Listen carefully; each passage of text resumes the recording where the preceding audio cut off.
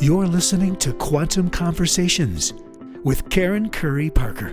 Join us as we explore new frontiers in consciousness, science, and evolution. And now here's your host, Karen Curry Parker.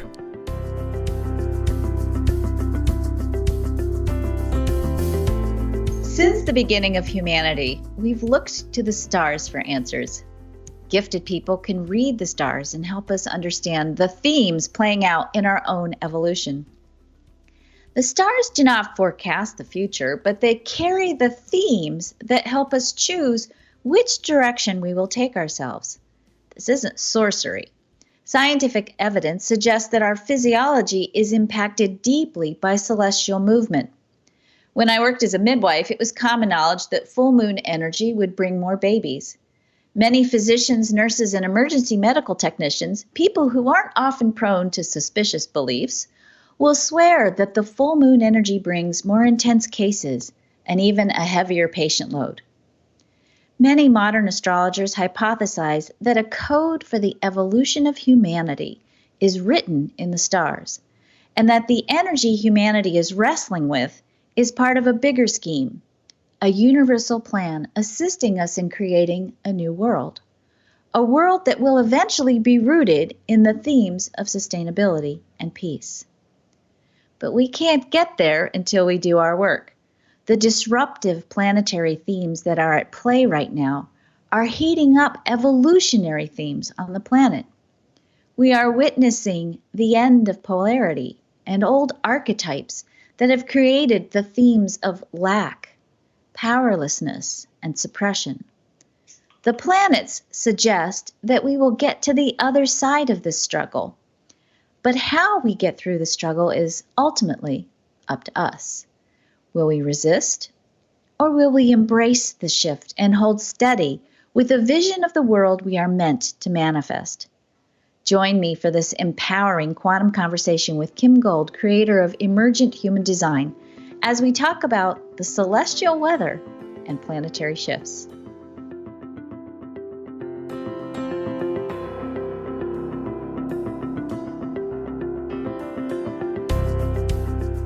Hi, and welcome to Quantum Conversations. I'm Karen Curry Parker, and I'm really excited to welcome here today Kim Gould.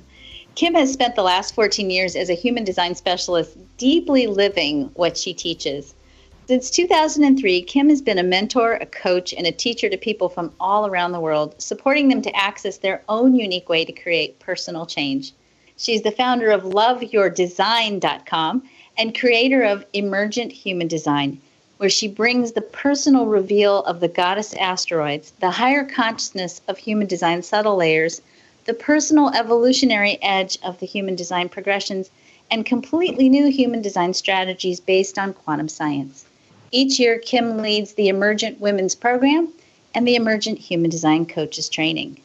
Welcome, Kim. I have so many things I want to talk to you about. I've been mulling about this and thinking about this for weeks now, so I'm so glad you're here. Good. Thank you, Karen, and happy to be here. And this has been years in the making, I think, because we've talked many times about having at least a conversation, if not more. Absolutely, absolutely. Well, I'm glad the time is now. So I have to, just because a lot of people don't know what human design is, let's start first with sharing just a short, sentence or two. What is human design? And then I really want to go into your journey, into your personal touch on human design. So what is human design? Sure.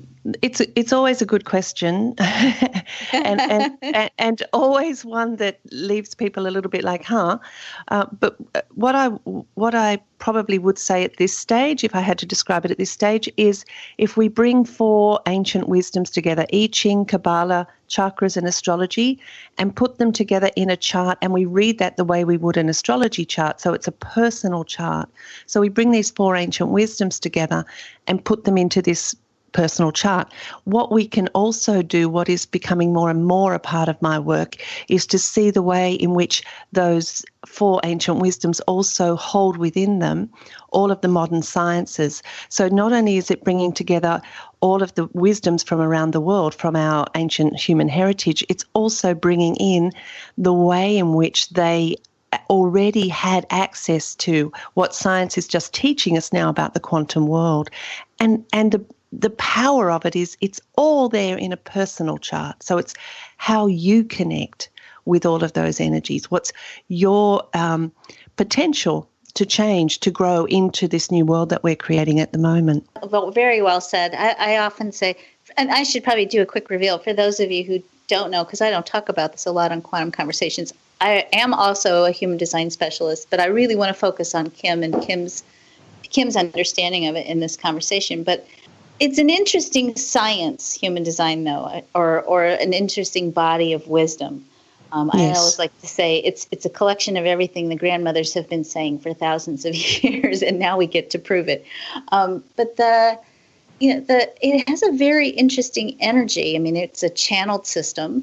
I think it is to a certain degree. I think at least in its first emergence, it was a rather cold system. I think I found, as a woman especially, I found it to be sort of a very cold system, and yet you have taken this very, I think, sort of data-based driven system and really brought in an element of the feminine to it to make it much more accessible and much more heart-based. And one of the things that you've done is you've really added the element of looking at the goddess asteroids and feminine qualities in the analysis or the interpretation of the material in the chart. So one of the things you talk about is the dormant feminine. Tell me a little bit about the dormant feminine and what is that? Well, if I can perhaps just go back to human design, and for anyone who's not familiar with it, perhaps you can use astrology, think of astrology. If we look at the standard planets, what we've got is mostly masculine archetypes. Where are the feminine archetypes? We've got Venus and the Moon in a standard astrology or human design chart. How do women actually explore themselves within that context? And we can obviously look out at our governments, our leading global corporate businesses, and see that it's the people who are making decisions, the people who are creating our culture, creating our society, creating our economic systems, creating our educational systems, all these things, they're mostly men, and women's voices haven't really been a part of that for a very, very, very long time. One of the things that I do in the Emergent Women's Program is that I help women to understand how they have adapted themselves to that system, and that their own innate and what I call original capacity for creation from the feminine aspect is very, very different. So they're not actually even living embodied in their natural way of being, becoming, and creating. It's so dormant and so under the radar that women as individuals are not even aware of it in themselves. And what's interesting, if we look at the recent discoveries in the modern sciences, in complexity, chaos, systems theory, in quantum theory, even in epigenetics, for instance, in cosmology, in all of these areas, in the science of consciousness, if we look at these new modern areas of science and what science is discovering now, much of it aligns much more closely with the way women live in the world. This idea of living with uncertainty, that we can never predict an outcome. We have to be present here in the moment and live in this moment as a process of becoming, dealing with constant change and continually reassessing where we are and where we want to go, to be able to tap into our bodies and feel the density but the tremendous power of the intelligence of the body. All of these things come from all of this new science, and women have suppressed, perhaps mostly unconsciously, have suppressed all of these tools. But now these tools are absolutely necessary for us, I think, for our survival, certainly as humans on this planet.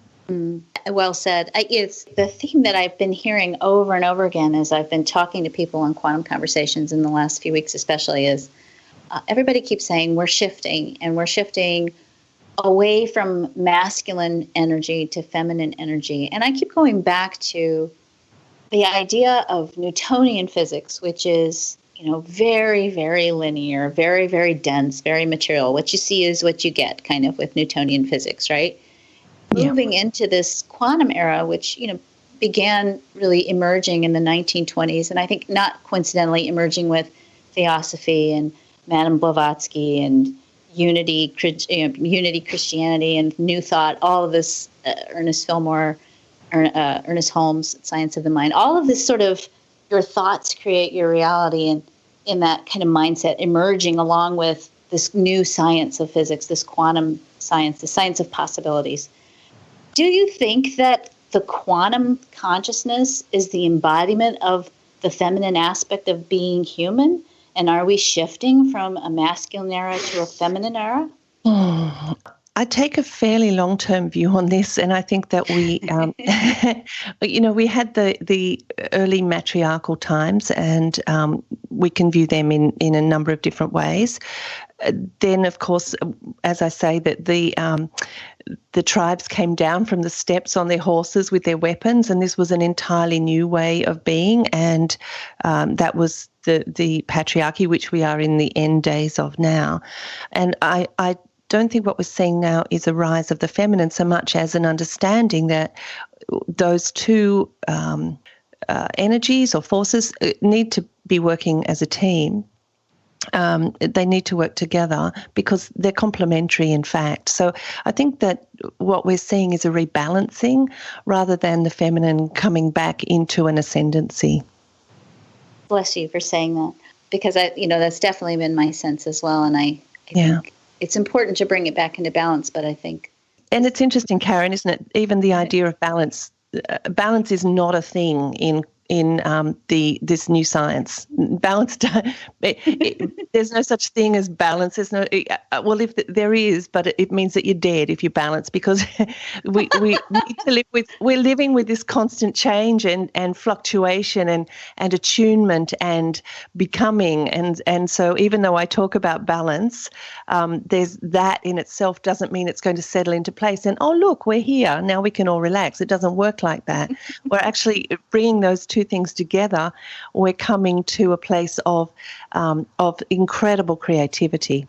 That's perfect. And the thing that I keep coming back to is, and I agree with you totally about the balance, is that balance is still sort of this or that and somewhere in the middle. And I think what we see, and I keep looking at the concept of gender. I have 8 children, 7 of them are millennials.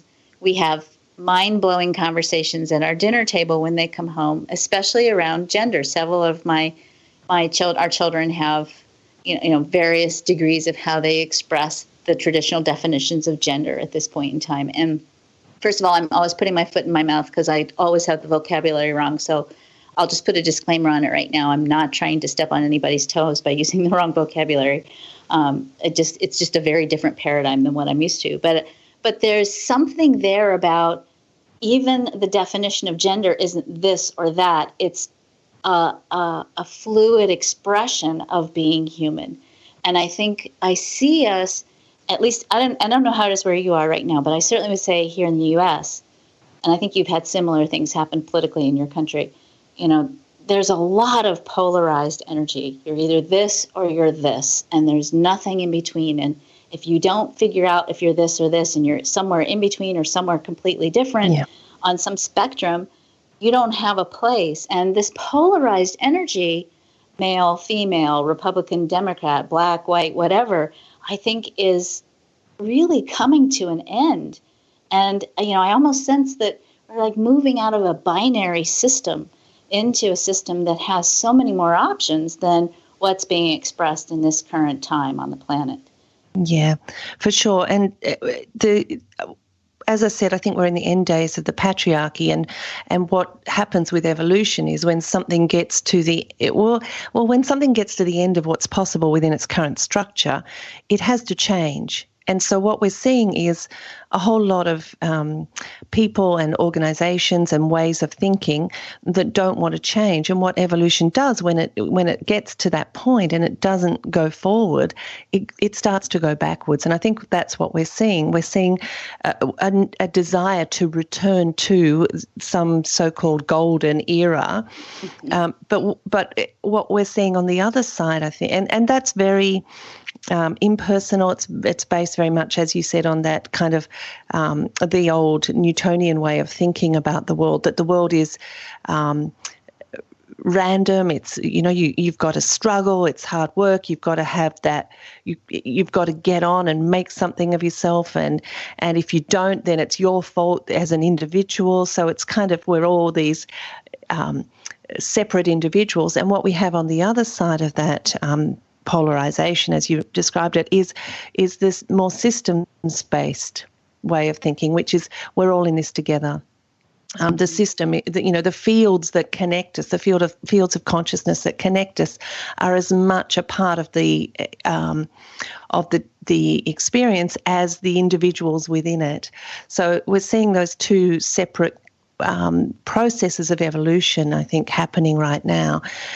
So there's that backward movement, which is creating the polarization. And then the systems, there's a dwarf planet called Eris, which has been very strongly activated at the moment. It's just about to come to a completion, the activation. And Eris represents hacking, which has been a big deal in your country, but also peer-to-peer. And so there's this huge growth of, the citizen journalists and people, marching and this kind of thing. And this is the new systems energy coming together. Can I also say on the gender thing, and I think part of the issue with the putting your foot in it with the gender thing is our language is gender-based. Totally. So it's almost impossible to have that conversation without gendering someone. So, yeah. Absolutely. And it's just, getting your mind around it too. Because as you said, there's just a very gender-based way of looking at it. Totally. So, human design, when it was first shared with the world, the man who brought the system forth first, Ra Uru, talked a lot about what he calls the solar plexus mutation. And to be honest with you, I'm not familiar with some of his later teachings on it. He may have changed his tune a little bit, but certainly in the beginning of his journey with sharing this information, he talked a lot about the human experience really being birthed, that we're not actually humans yet, we're pre-humans, and that human experience would emerge in its full expression in 2027. But this story that he told about what was coming was, I think, pretty terrifying. He had a lot of dialogue about we're going to be living in compounds and defending ourselves with guns from other people who are not like us. And I never really could in any way, shape, or form align with that vision. It never felt right. And when I go through and I look at the changes predicted, I see a very different potential for the evolution of humanity. I would love to hear your take on where are we headed and what's up on the planet right now. Yeah, sure. The dystopian view, I think, is part of the end days of the patriarchy, because listen to the fear there and listen to and look at the amount of money that's being put, for instance, into the military. Fear is used as a tool of manipulation to keep people enslaved, literally, to keep people doing what they need to do. If you go back to the Old Testament, for example, and you look at that fearsome God, and this whole idea of discipline and punishment and, these kinds of ideas, it comes back to this idea of headship, which is central to authoritarian culture, that the priests and the heads of government and the heads of family reflect the glory of God. They're closer to God. And so the rest of us have to do as we're told without question. To question in itself is wrong. So this is all part of the end days of the patriarchy, this whole idea of the fear-based thing. The other thing, do you know about number 137? Okay. So 137 is a number that mathematicians and physicists could not make any sense of. It just didn't fit into any... I'm not a mathematician. I can't explain this except that... physicists would spend, in fact, some physicists spent almost their entire lifetime trying to figure out the meaning of this number 137. In fact, it seems to represent the something to do with the connection between our material realm and the quantum realm, and how these two things come together. So the quantum realm is all the, basically where everything is energy, where we can actually work with the material world from an energetic perspective. So this is where we're going. But how do we actually get to that level? How do we begin to live in that place? Because we're so accustomed to seeing everything as solid. When I come home from work, I expect my kitchen table to still be a kitchen table and not a giraffe. Even though I've been thinking there's a giraffe in my kitchen all day. So how do we actually make the shift from living in a world where we see things as, material rather than energy? And 137 seems to be the link. Somehow or other, as I said, not a mathematician, can't explain that. However, what I find really fascinating, and one of my friends who knows very little about human design said to me, "But Kim, I've got those in my human design chart." And what I looked at was that because human design uses the hexagrams of the I Ching, so hexagram 13 and hexagram 7 are actually what we might call programming partners in human design. So if we put those together, we get the number 137. And that fascinated me. And when I looked at the meanings, I did some deeper research by which I mean going back into traditional I Chings, to have a look at the meaning of those two gates. And what they mean is our energy should not be stored in the military. It should not be stored in defensiveness. Our energy should be stored in, or should be used for creative purpose.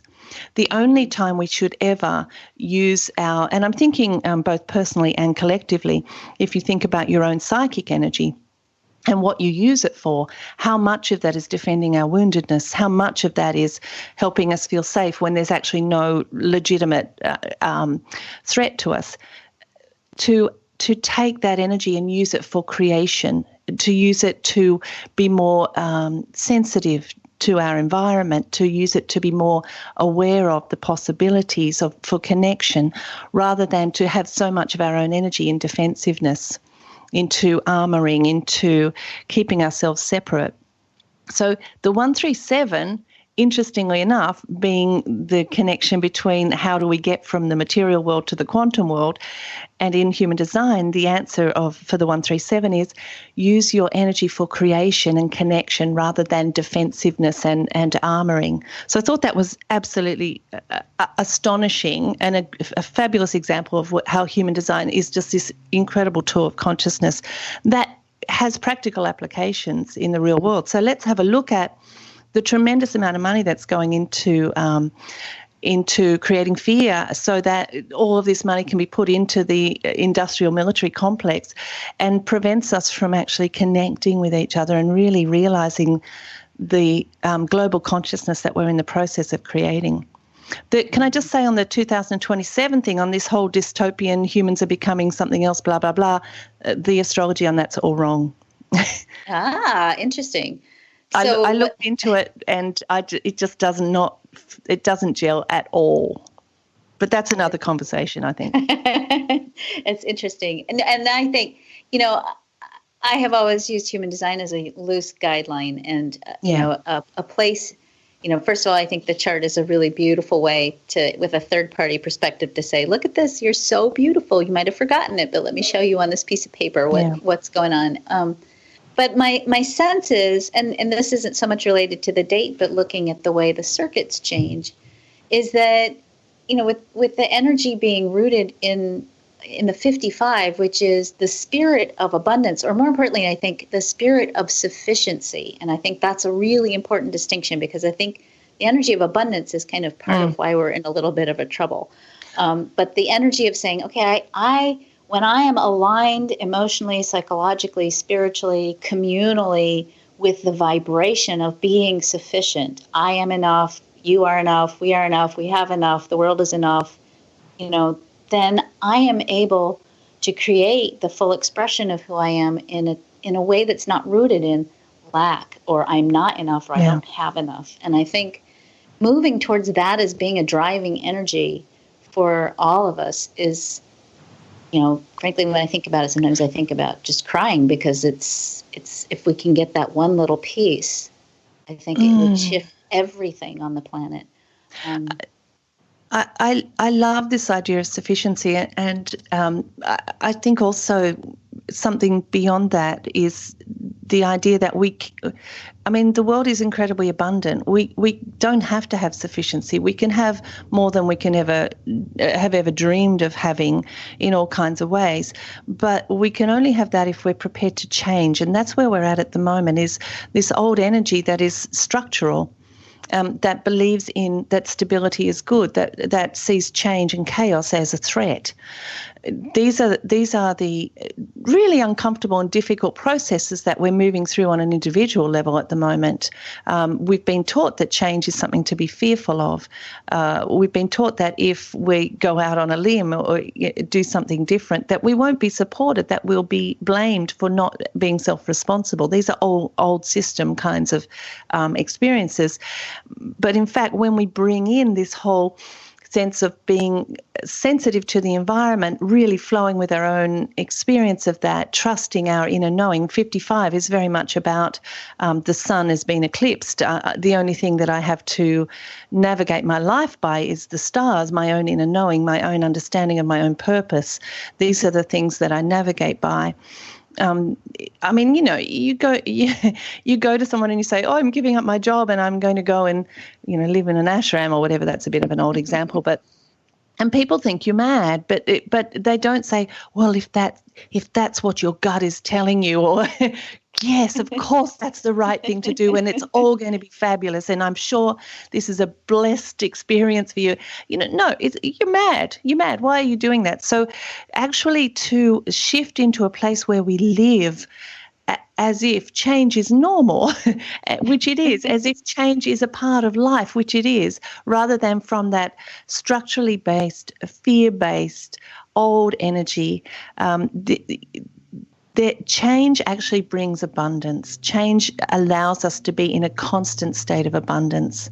And just in terms of human design, we've had a lot of activations to Gate 42, and that's shifting this week. But Gate 42 is all about the idea that that growth cannot continue within a particular container. That container has to crack open, and we go into a bigger space.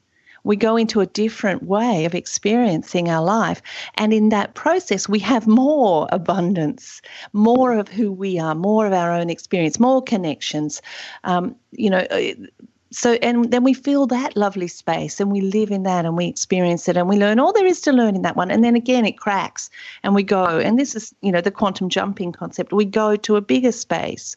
And so in this way, we have constant abundance, but we have to let that container crack, and we're right at a place now of this container cracking, and we've been taught that the next level is terrifying and we shouldn't go there, and so it's kind of like we're all crowding inside that container saying, let's stay here. But in fact, no, we've already created that. This is Neptune in 63. We've already created that beautiful container. We just need to hold hands with each other and walk out into it, and we've got a whole new abundant life out there. It's just very different to what we know. Very well said. Very beautifully said. All right, I'm going to end on a weird question, and you may or may not have any insights on this. But I've been thinking a lot about this because, I think we're changing and shifting. I have dogs, and I just want to say that I feel like, and I watch. Let me just say, I'm backing this up in more than just I have dogs. All of my children are not only, we have very interesting conversations, they're all radical vegans. I mean, and I say radical, I mean, they're animal rights activists and food activists, and they don't touch any food products. And they have really deep relationships with the animal world and the elemental kingdom. And I personally have a very deep connection with my animals. And I keep thinking about, if humanity is evolving and we have all these shifts and changes, is animal consciousness shifting? Because it feels to me that it is, but I'm just curious to see what your take is on it, because and if you have any insights on that. No, however, certainly not from my work and not something I know much about, but we have animals too. And absolutely, I mean, look at YouTube. Well, exactly. I said the other day, look at these animals on YouTube. These animals are when I was a kid, animals weren't that smart.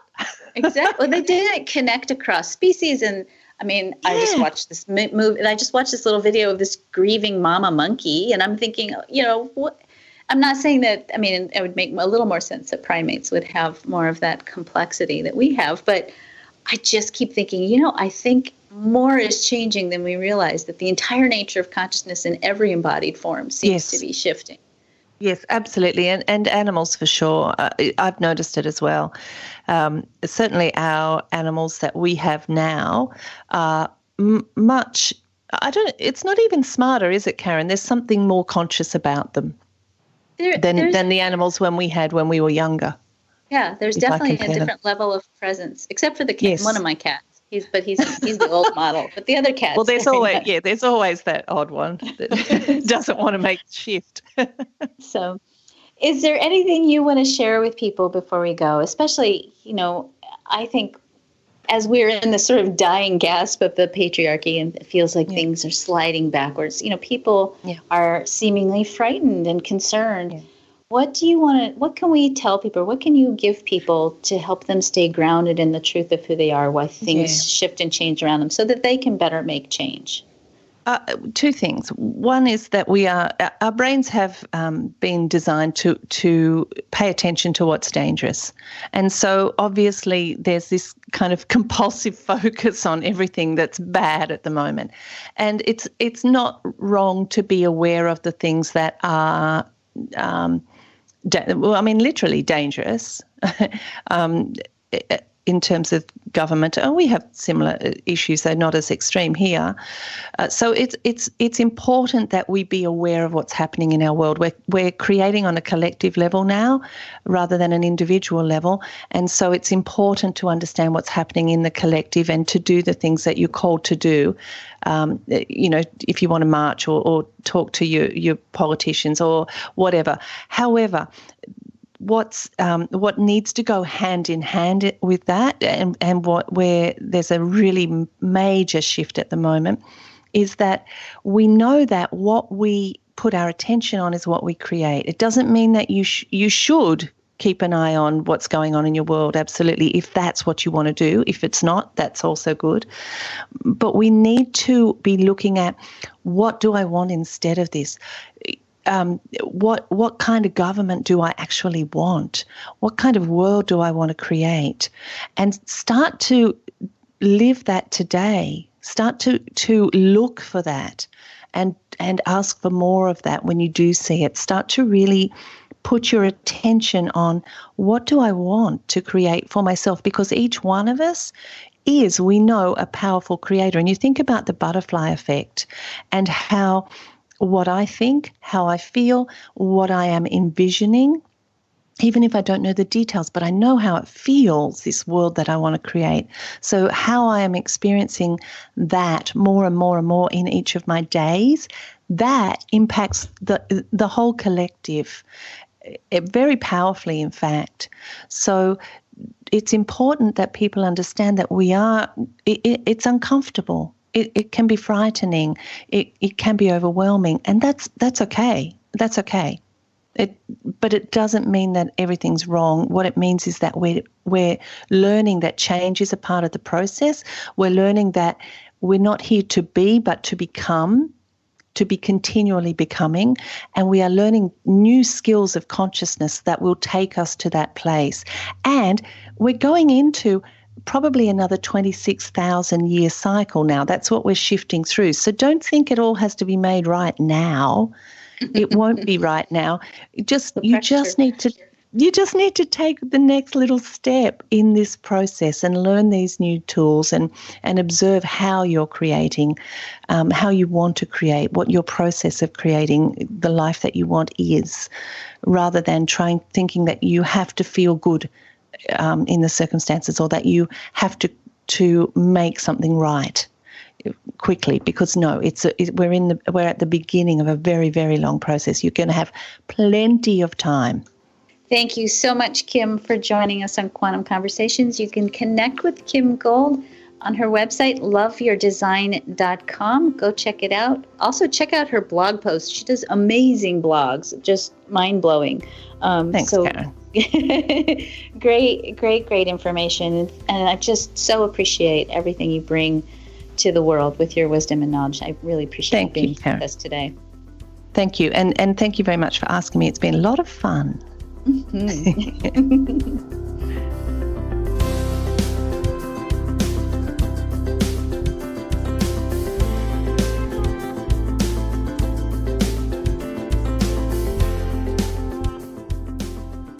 Astrology is ultimately the study of archetypes. Archetypes are by nature neutral. Think of the archetype of mother. A mother is simply a person who raises a child, but what you think and feel about the archetype of mother creates the experience of mother in your mind, in your body, and ultimately even in your life. The celestial weather brings us archetypal themes. When we work with these themes, we bring our own conditioning, perceptions, and meanings to the forefront of our consciousness. The meanings we give archetypes influence what we create with these concepts. If we believe that abundance is impossible for everyone because we give the archetype of abundance a tight, lack-filled meaning, then we continue to create more lack on the planet. If we believe the peace is possible, then we create the possibility of sustainable peace in the world. What the planets teach us is that anything is possible. Archetypes are fluid and filled with potential. The more we change the meanings we give key archetypes in life, the more potential, the more probability we create for change, and ultimately, we evolve towards a world that is even more beautiful, more abundant, more equitable, and sustainable. If we create our own reality and we want to consciously change the course of where we are headed, then we have to start first with one of the most important questions facing humanity. Who is the we that creates our reality? The answer to this question lies in the stars and the planets. We come from stardust. Science shows us that we are powered by photons, light, which comes from the sun. We are the sum total of the meaning we give ourselves. Maybe what the world needs most is for us to change the meanings that we've been living. I believe that's the real gift that the planets are giving us right now. They are shining down upon us with light, urging us and pushing us forward to craft new meanings that bring us closer to the true fulfillment of our human potential. If you'd like to discover who you really are and how to give yourself a new set of meanings that reflects the true magnificence of who you truly are, please visit our Quantum Conversations Facebook page. While you're there, you can get your free human design chart and learn more about how to live the life you were created to live. If you love Quantum Conversations, leave us a note. We'd love to hear from you. I'm Karen Curry Parker. Thank you for joining me today, and thank you for being you.